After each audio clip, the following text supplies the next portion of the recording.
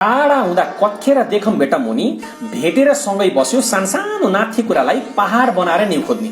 लौ आज कराउन्न गाली गर्दिन भने पनि चैनले शान्तिले बस्नै नदिने।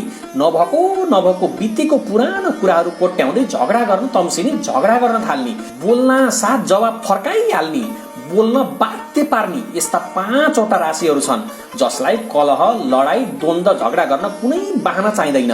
मेष राशि 1 नम्बरमा पर्छ अनि सिंह र कर्कट राशि पनि त्यस्तै झगडिया खालका हुन्छन्। मुखले होस्या शरीरले लड्न भिड्न तम्सिहाल्छन् अनि वृश्चिक राशि र मकर राशि हुनेलाई झगडा नगरेसम्म खाएको पर्दैन। प्याच्च मर्ने गरी जवाफ दिन्छन्। बाहिरी व्यवहार जस्तो सुकै भए पनि यिनले आफ्नो लाइफ पार्टनरलाई, आफ्नो परिवारलाई असाध्यै माया गर्छन्।